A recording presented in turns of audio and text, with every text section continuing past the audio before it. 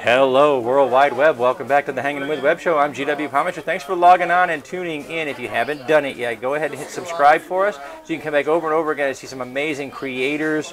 We have authors, actors, filmmakers, musicians, fantastic creative people. We are here at Cosography on the Space Coast here in Brevard County, and we're hanging with author Kate Wars, the author of Catalyst. Thank you so much for hanging with us, Kate. Well, thanks for the opportunity. All right, well, first book.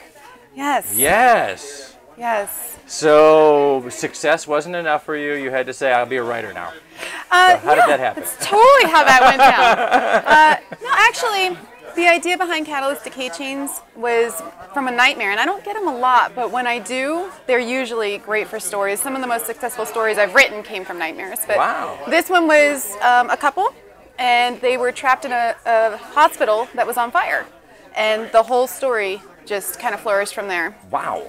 Yeah. So, so you've been a writer for a while then. Yes. You've been doing stories. A lot of nonfiction. A lot of nonfiction stuff. But this is fiction. So. Well, I hope so.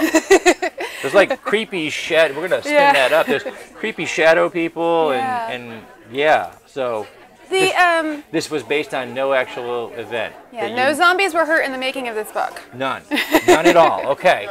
See, it's a zombie rights thing. We're at a cosplay event, so yeah. you know, zombies have rights too. Zombies absolutely have rights, That's and right. They need to be at the forefront a little more often. Zombies were people too. That was one of the books of one of our authors that we actually talked to not long ago. Zombies were people too.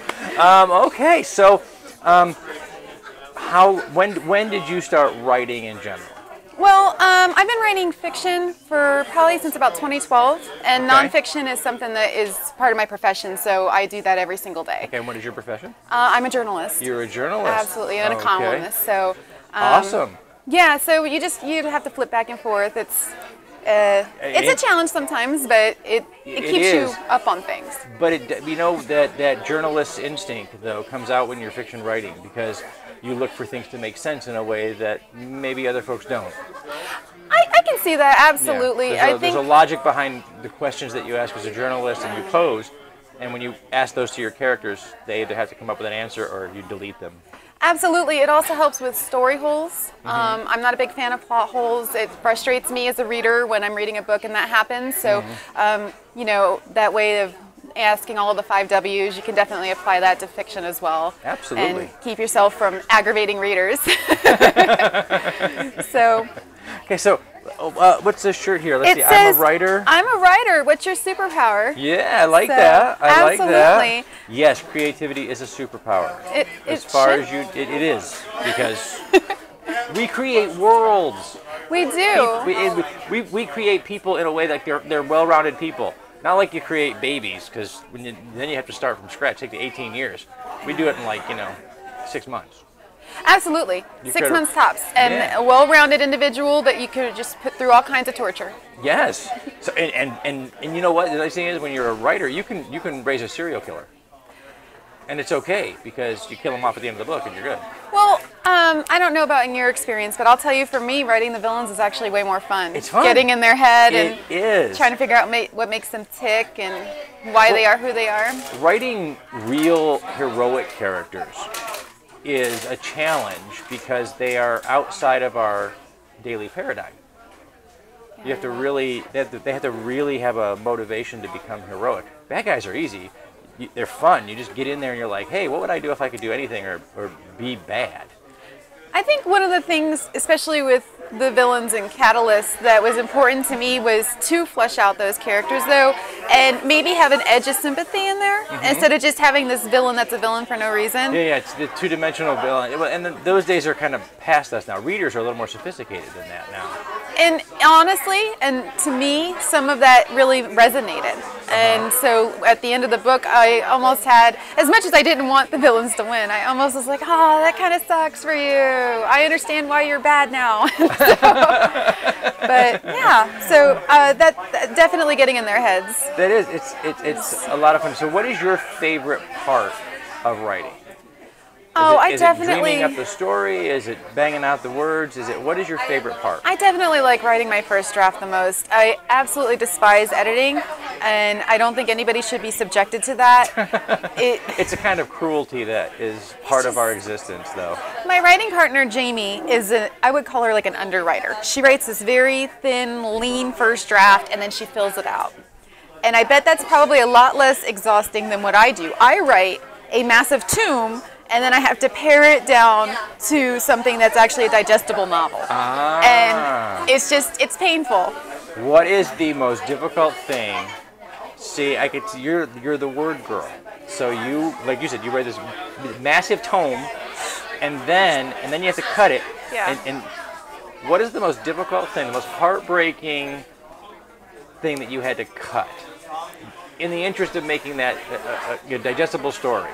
Because I myself am all about it. I go like Heathcliff, just dive in, and it's words galore. And then I look at it at the end, I'm like, oh my God, it's so well crafted and so pointless. And then I have to cut it all.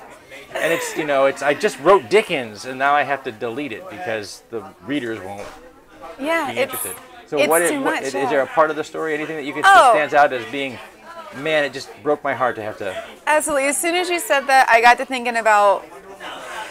If you've ever read Romeo and Juliet, there's a character named Mercutio, and he just stole the show. He was supposed to just kind of be in the background, one of Romeo's friends, and he just... In 2017, the publisher would have called and said, you need to delete him. Yeah. Because he sort of doesn't have a role other than to steal the show. Yeah. And we need to get back to these two. Yeah.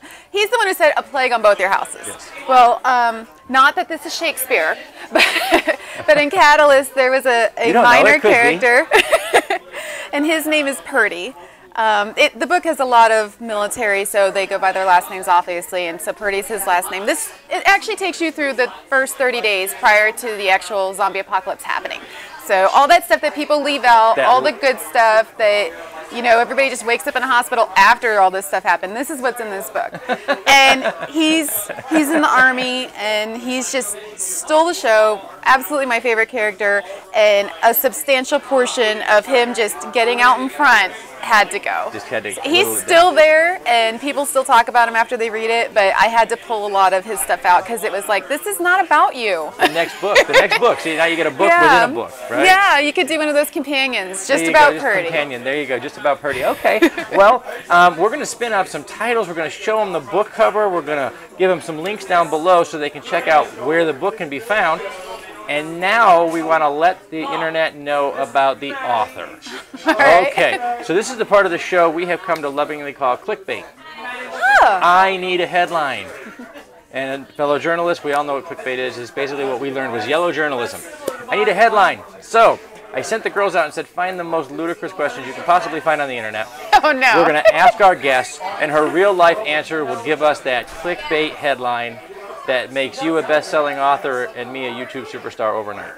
I like where this is going. I do too. It never works, but I keep trying. Well, there you go. What is the ultimate superpower?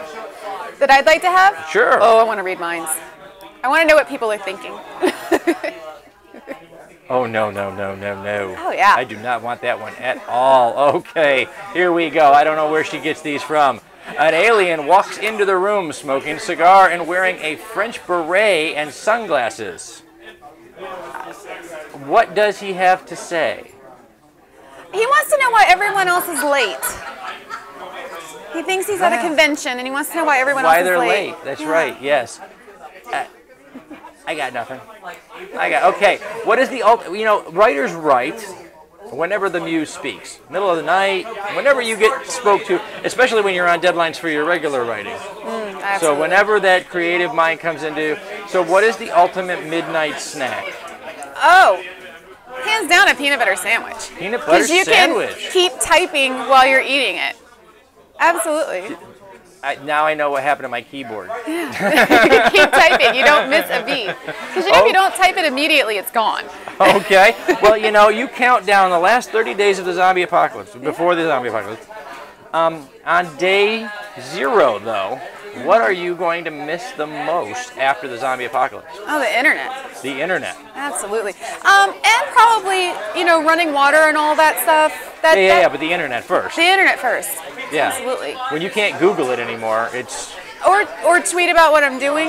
I mean, I'm sure everybody wants to know when I'm up at 3 o'clock in the morning and eating a peanut butter sandwich, just right? survived. Hashtag... I can't even make that stuff up on the spot. Sorry. Okay. What's coming up next for you? Where are you going to be? Where's the book going to be? What's coming down the pike? So the rumors have it that there's going to be another really cool convention in Daytona. So you'll probably be able to catch me there, awesome. sitting right next to Jamie Ingle, like I always am at these things. Very, very good. Absolutely. And the audiobook's coming out. And the other book? Audiobook. Audiobook. Outstanding. Yeah. Now, we can find this on Amazon and on online bookstores everywhere, right? Absolutely, and it's on sale right now, too, which is really cool. So. See that? Click on the links. It's on sale. Yeah. You can't beat a deal like that. Come on, just click, buy the book, leave a review. We like it when you do that. Review early, review often. That's right. If you love the book, give us some stars, tell us what you think about it. If you don't, I want you to rethink your life choices. Quietly.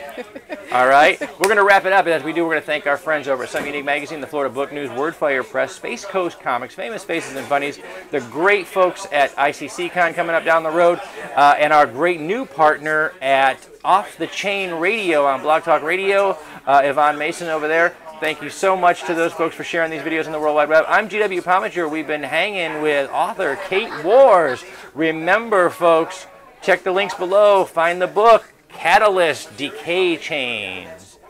And while you're doing that, subscribe, log on, tune in, see who we're hanging with next.